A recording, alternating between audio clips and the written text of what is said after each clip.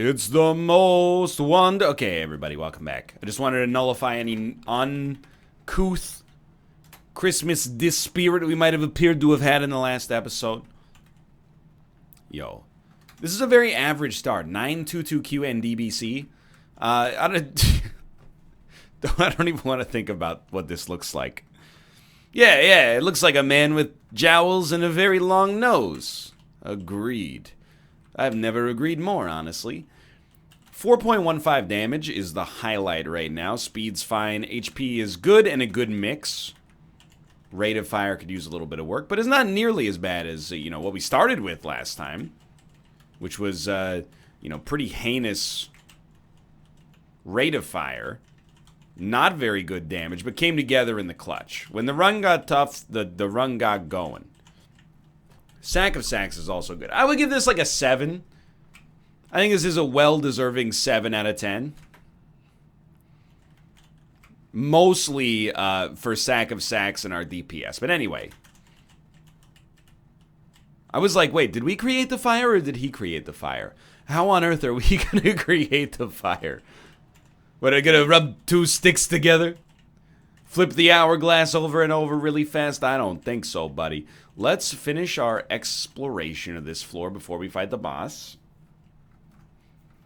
That's it looks like a secret room location, but it doesn't look like a secret room location on the map. It's only the room layout itself that has that kind of vibe to it, so... There we go, that was close. So many battery charges, but not a whole heck of a lot to do. You know what would be an ideal item here? Well, we're thinking very slightly outside of the box. This isn't it, but I love pointy rib nonetheless. Like a passive ramshackle mom's knife. Was still great. What I was going to say, though, is shears. We could really use a spacebar item that could actually benefit from these charges. And, beyond that, it's just a good one to begin with. So this really feels like a secret room. And it was indeed. No more bombs remain, so we will leave. I'm thinking, I just want to do like a little, like a check. I want to see how much damage we're able to do with pointy rib coming out here. Especially, like, the fact that we can walk pointy rib back and forth to keep it, like, in the area of effect. It's got me excited. Either way, relatively easy. Little Steven, we don't really need to have that, but life goes on. I shouldn't feel the need to defend myself. I want to speak for the people out there that are not outwardly, in high spirits during Christmas, but like Christmas nonetheless, because I feel like we're always under the gun. In the eyes of someone who loves Christmas, there's only 2 kinds of people in the world. There's people who love Christmas and Scrooges. And if you're not someone who's outwardly like, it's December 1st, I want to put the tree up, oftentimes people think you're a Scrooge. And if you're the kind of person who's like me and is like, if I never hear we wish you a Merry Christmas and a Happy New Year, that would be totally fine. You get labeled as a Scrooge, and that's not the case. It's my favorite holiday season of the year. The winter holidays are always... It's when you get the most time off from work. And even though I work in a job where, if I wanted to, I could, work through the holiday season and then take a couple of weeks off in January instead, is when the people, in my family get the most time off as well. So it's one of my favorite times of the year because I get to, get an extended period of time with my family who lives across the country. And this time they're coming here, which is way better for me, selfishly. But because December 1st rolls around and we're not going like, oh, hey, get It's a Wonderful Life on the VCR. People like me, and there are dozens of us, we get labeled as some kind of Ebenezer Scrooge, oh, where's your holiday spirit sort of folks. It's not fair. There are people, there are people who are Scrooges.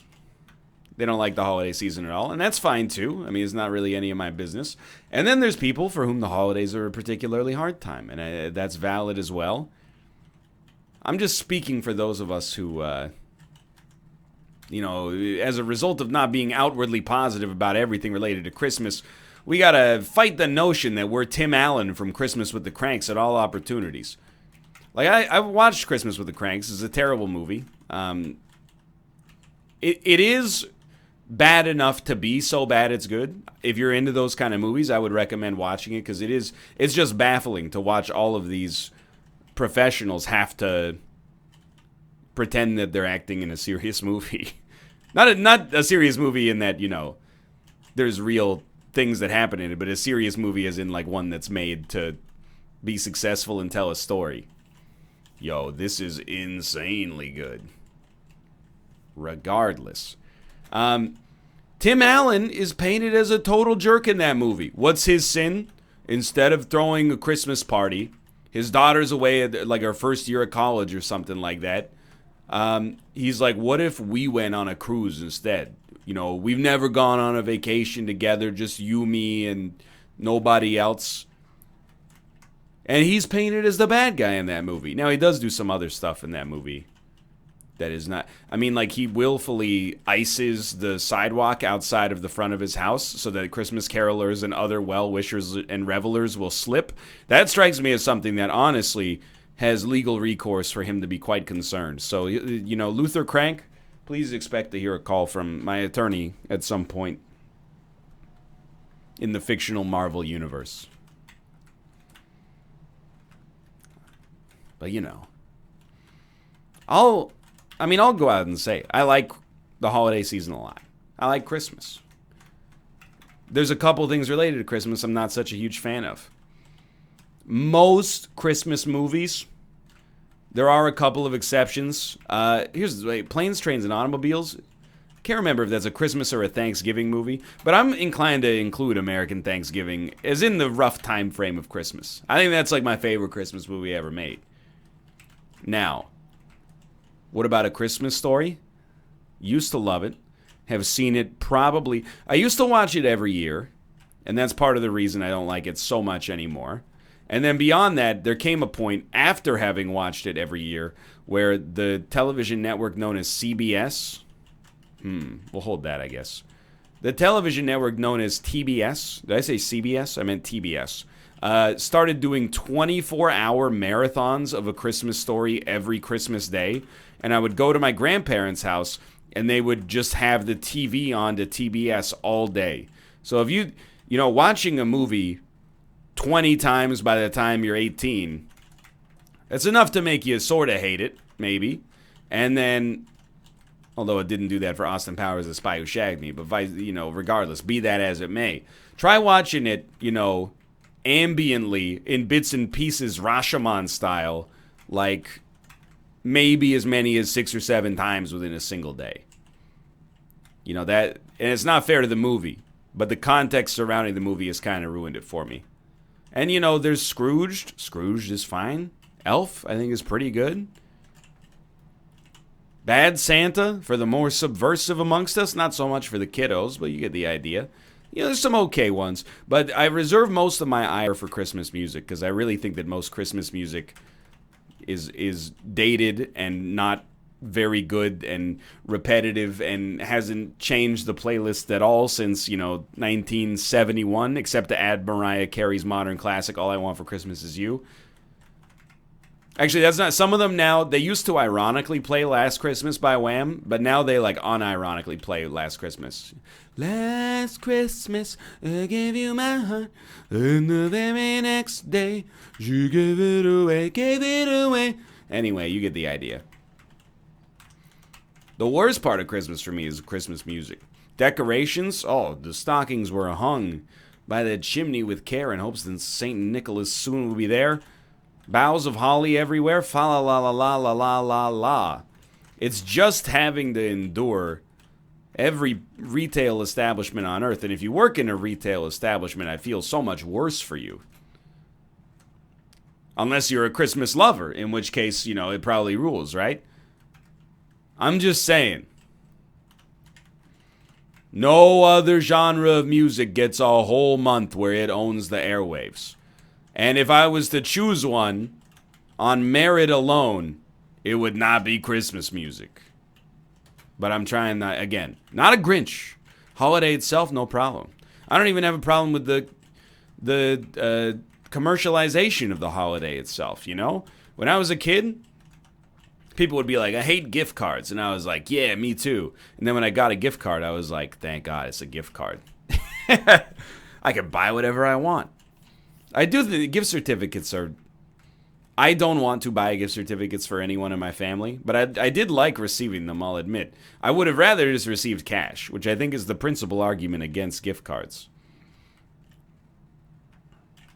Although I guess there is an argument now, isn't there? Like if your kid is like, I want V-Bucks,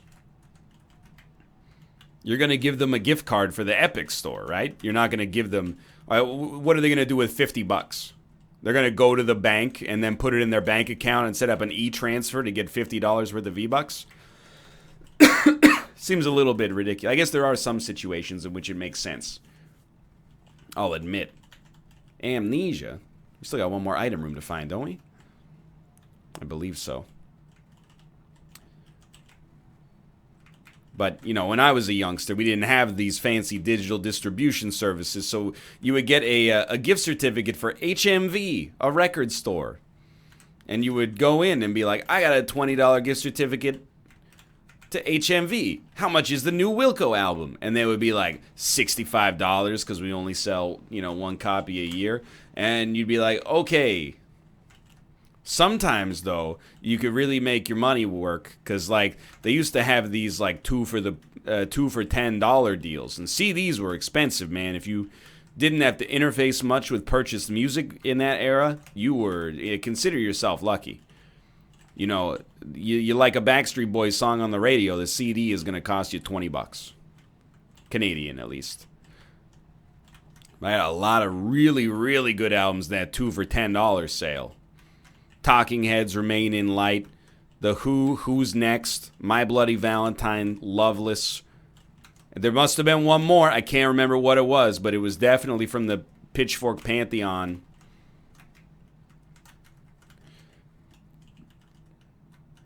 Maybe Rumors by Fleetwood Mac. That seems to be roughly appropriate for this section. Anyway, I was okay with gift certificates. But I can understand. It is, for the most part, it is kind of just the strictly worse cash, right? It's like, we took our money and we got you some money that can only be used in one location. It's a little silly. I'm going to level with you. I think I'm just going to go. I can't remember if we went to our second item room, but I am well past the point of actually caring now that we have amnesia. Congratulations, game. We've been to both item rooms. What the heck was the other item room? Oh, well. Well, you didn't really break my spirit. You just made me think my spirit was broken, which in many ways is almost worse, I suppose. I'm a defeated man. Get me out of here. I get where you're coming from. I guess there is one advantage that nobody wants to talk about from getting about giving a gift certificate as a gift, which is that at the end of the day, it is slightly more personal than just giving money. If you give them a nice gift that they like, you know, that's the best, I guess. But if you don't know what to get them, but you at least kind of know what they're into, it's slightly more personable. Like, I mean, here's the thing. When I was 15, I saw my uncle and aunt, like, you know, on my dad's side at least, I saw them like once or twice a year. And I was 15 years old. You know, they got their own stuff going on in their lives. And we're not a particularly close-knit, like, extended family, although we, you know, we're still family. We don't hang out every weekend or anything like that. So what are you supposed to do? You know, you're like, hey, you're a teenager. You probably like music, right? Here you go. Here's a gift certificate to HMV. Now, what they could have done is just bought nothing. But that's not the way. It's a whole thing. If you're not on that side of the fence, it's well, what if we don't get them a gift? We have to make sure that everybody else isn't getting them a gift. Otherwise, like, maybe they'll carry the scars of not receiving a gift for the rest of their lives. I mean, we had to deal with it. You know, we bought our niece's like birthday presents. I hate it. This room is so bad. for me. It's stressful. You don't understand, like, or you probably do more than I do, actually. I got a pretty small extended family, but, it's stressful to buy gifts for a child because, adults are rational. And if you get a gift for an adult, first off, most of the time, they're going to say you didn't have to do that. Kids are not like that most of the time. They're like, yeah, it's my birthday. Where's my gift? Even if they don't outwardly say it in their head, they're like, yeah, this whole thing is just a prelude to the gift-giving part. So, and then adults are like, it's awesome. It's just what I wanted. Kids are not like that. When we gave, it was my older niece's birthday, but we had to get them both something. So we got one of them 4 Hatchimals. We got the older one 4 Hatchimals. Or no. We got her 2 Hatchimals, but they were like top tier, super like high chance loot box Hatchimals. And then we got like 4 little baby cheapo Hatchimals for our other niece, who's like 3 years old. And then the first thing she said was, why does, my younger sister get 4 and I get 2? And we had to be like, am I really gonna... I almost, like, I looked at the parents, my brother-in-law and sister-in-law, and I was like, do you want us to answer that question? Because it seems like I should just... Like, you should tell her to just be polite. I'm not gonna tell you how to raise your kids, but I feel like in an ideal world, if I was in that situation, the first thing I would say would not be like, well, you see, her Hatchimals are... not as high tier as yours. The first thing I would say is, hey, you should be grateful they gave you any Hatchimals. You've only existed on this planet for like 1/9 of their lifespan. They were fully formed adults before they ever knew you. They don't know anything about your personality except you share 12.5% of their genetic material. I wouldn't, of course, say those things. And moreover, I'm sure when you're a parent, you're like, I gotta pick my battles. I wasn't offended. I was more like, will they be offended if I explain why, you got 2 Hatchimals and your sister got 4 Hatchimals? I feel like I wouldn't want a stranger, or not a stranger, but, an extended part of the family to, like, enable my child to exhibit that kind of behavior. I'm not going to hold it against the child. First off, they're like 6. Secondarily, well, it's not like I even wanted to get you a birthday present anyway. I'm just saying. You get what I mean? I'm not trying to be particularly insulting to this child. I'm just saying. It's kind of a question that I feel like my parents would have been like, if you asked that comes across as ungrateful. And then that would have put a stamp on my personality that exists still to this day. And is, to be honest with you, maybe it's better in the modern era, Maybe it's better that she can ask... what the purpose of the gift is and the value of the gift. Because for me, I've been so, hard-coded to be outwardly appreciative of every gift. And I'm sure this is very relatable. And I'm not being sarcastic. But, I now hate receiving gifts because I'm always worried, not about what I'm going to receive. That's, tertiary in my head. My primary concern is, will they believe that I'm actually appreciative of the gift, or are they going to think that I'm acting? Normal people do think about this. I know that you're like, normal people don't think about that. No, trust me, normal people do think about that. That's like when people are like, what can we, get you for Christmas, your birthday, blah, blah, blah. I'm like, please get me nothing. Because by getting me nothing, you're getting me the gift of not worrying about whether the thing that you got me was something I actually needed. Plus, I do not need anything. But beyond that, it's the act that scares me. Or is anxiety-inducing. So you know what? Good on you, girl. Ask why your sister gets 4 Hatchimals and you get 2. The answer is, you got some premier Hatchimals. You don't understand, but you got some golden packs... And your sister got those bronze packs. She can't even get the top tier, platinum, pink diamond level LeBron James that you're capable of. And here's the thing. In the end, they're all just less than 5 cents of plastic. Every single one of them is just plastic, so let me take that nihilism a step further. It's all inherently meaningless. The value of the Hatchimal is the struggle you go through to open the Hatchimal. And the thrill of not knowing what's inside. What's inside is secondary, my dear, to the fact that you opened it in the first place.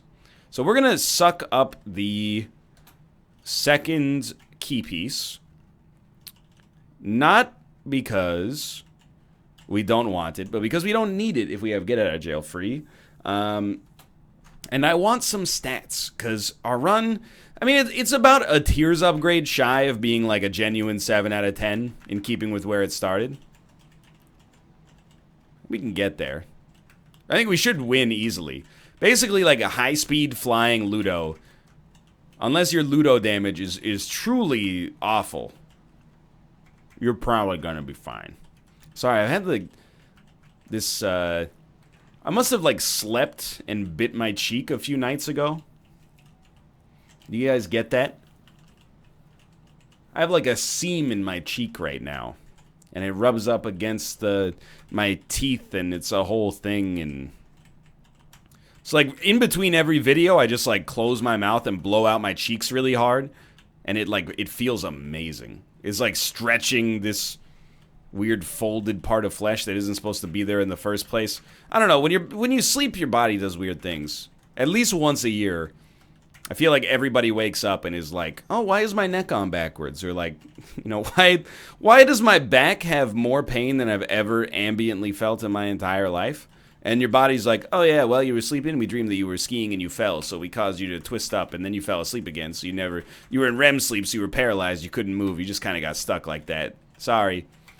Hey, we suppressed those really helpful pain sensors in your brain that let you know when things hurt so that you don't do them anymore, and, you know, you stay healthy and safe as a result. Well, we wanted to make sure, you know, you said before you went to bed that you were really tired, so we didn't want to wake you up to make sure that you weren't in physical discomfort for the rest of the week. I'm not mad. It's a very minor annoyance. The human body is amazing, and the brain as well, of course. And that's why when it does things like this, you just go, really? Like, did we hit civilization too fast? If we had just waited around like another 400,000 years, would we have evolved out all of these problems? Or would we have evolved past them, which is a troubling line of reasoning to begin with, and just inundated ourselves with even smaller and smaller problems, until even the pettiest of concerns seemed very major? I don't know. What do I look like, Santa Claus? Santa Claus? I'm not omnipotent. So we got Spear of Destiny. I don't know if we've had this on this save file. So it's not a 12 out of 10 for us, but, you know, it's potentially pretty nice. We should pick, you know, Head of the Keeper is not actually good for us, really, but I thought it was worth checking just because we'd like to know what it is. And then we got a damage upgrade out of the other void, which is, you know, acceptable, but not particularly stunning. We're still going to win very, very, very handily as of right now. I mean, we have Holy Mantle. I don't know if I mentioned this. I was in the middle of yelling at my niece. I'll maintain. I only think that comes across as mean-spirited if you willfully interpret it in the worst way possible. But you know what I mean? Like, I have no problem explaining. If a child is exhibiting something that I would consider maybe not even unacceptable behavior, but just like undesirable behavior, I don't want someone who's not me, if they're my child, enabling it. I kind of looked, and I do this, you know, every time I'm at my in-laws' house. Whenever the kids are like, you know, hey, let's like smash stuff. You know, I always look to the parents and go like, I don't know if your parents would like, I don't know if your mom and dad would like that. And then, you know, sometimes the parents are like, yeah, just let them smash stuff. We do it. This is obviously a made-up metaphor, but you get the idea. They're like, let's play tag where we sprint in the house. And I'm like, I don't know if they really want like a 30-year-old dude doing that. And they're like, oh, dude, our house is a war zone at all times. Look around you. There's toys everywhere. Just go for it. Just don't smash into stuff. That's their job.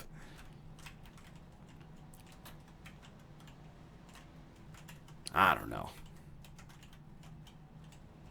I don't even know where I'm going with the anecdote. It's just, you know, it's almost the vaunted Christmas Day. I'm going to have to go down there again. I say have to. I'm going to get to go down there again. It is fun.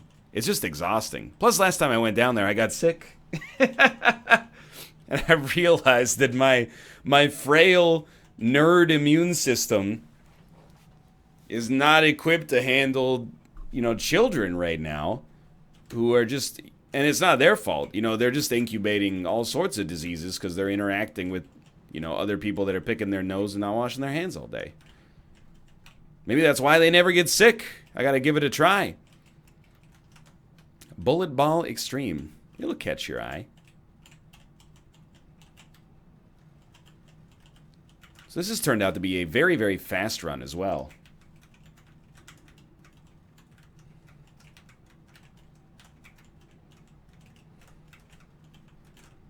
At only 23 minutes, I got to be pretty pleased. And you know what? I've been a little sloppy today. You'll forgive me. It's been a long work day. I mean, I say you'll forgive me as a question, not as a directive. You know, you'll forgive me. I mean it more like, I hope you'll forgive me. This should probably be the last recording of the day, but we'll see. I like to strike while the iron's hot, you know, and I've been in a good mood when it comes to recording today. Plus, it's not going to get any worse than that 0.42 speed run. And I mean that, like, sincerely. I don't know if it can. I guess we could have that and just terrible damage, but either way, what I was going to say is, ever since I got Holy Mantle, I should be going to curse rooms all the time. But I think I have neglected curse rooms just as, like, I don't need it. Okay, but yeah... Wouldn't you rather, like, passively have a good chance to become Guppy? That seems pretty good. Now, I did throw away the Guppy item, but that's just because the odds of us becoming Guppy now are oh so very minuscule.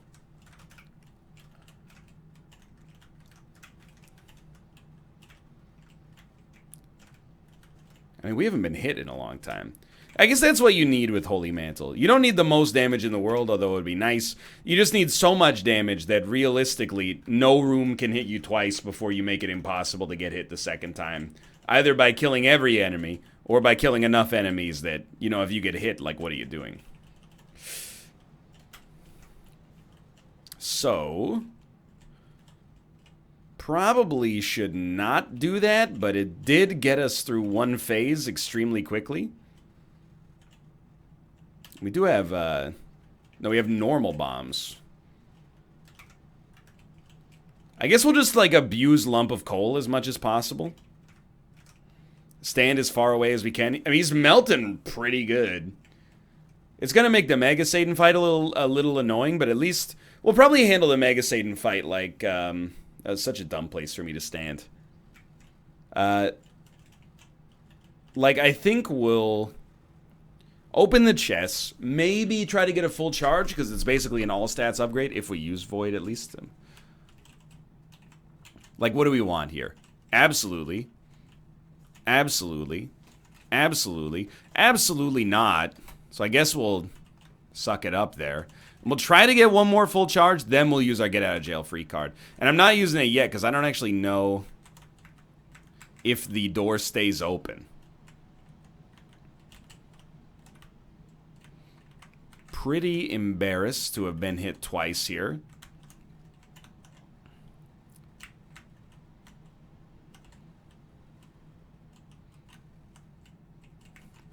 Did we already get the virus? I'm getting, like, the last two runs mega confused. I know we had the virus on the run after the bad speed, including the bad speed run as well, but...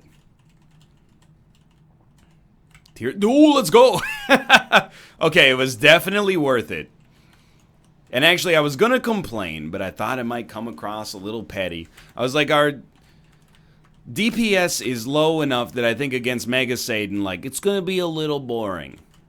So the fact that we picked up a little bit extra, I like it. Thank you.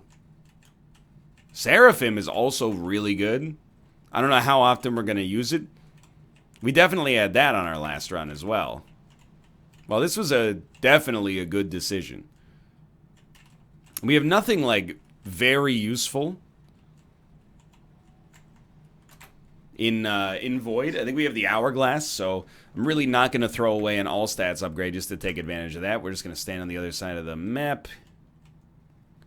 And he should go down pretty quickly. Please get away. Not as quickly as I would like, but dude, I just love the Mega Satan fight. Full stop. This is, for my money, this is the best late game boss fight that Isaac has ever had. It's like a little snippet of boss rush, and then a uniquely designed but not super overpowered or annoying big bad, who goes through multiple phases, requires learning new patterns to understand. But I'll tell you one, I'm not trying to be negative about it. Hush is not a great fight, I think, because of the fact that, you know, the better your run gets, the worse it feels against Hush. But Delirium is a whole new like bag of undesirability. At least with Hush, it's plausible to not get hit. On Delirium, it's literally just like, well, I really hope the enemy doesn't pop up on top of me. Oh, there they go. Like, it's like the heart in Slay the Spire. Like, you have to have specific parameters in order to have a chance. In this case, a lot of HP. I think. We have had runs where, you know, we've made it work, but in general, you know, more fights like this.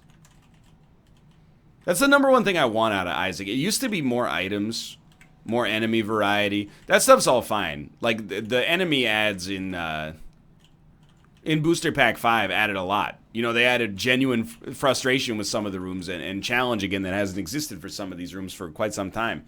Like, the turrets that shoot on the cardinal directions and then they rotate 45 degrees, those guys are really annoying, and that's really good. They're not annoying in the same way. But I hope that there's another meaningful path that's as enjoyable as the Mega Satan path is. Like a boss you actually want to fight instead of just having to fight it. Because, like, I will fight Mega Satan willfully until the end of time unless I think that there's no chance we win. Every other boss, maybe I've just in my old age become a little bit more grumpy, but I'm like, I don't want to fight the Hush. If I have a Chaos card, sure, I'll fight the Hush, but not because of any inherent enjoyment, just because there's items down there. Anyway, thanks for watching. Hope you guys have enjoyed the episode. If you did, click the like button. It helps a great deal. Of course, subscribe if you want to see more in the future. For now, thanks for watching. I'll see you next time. See ya.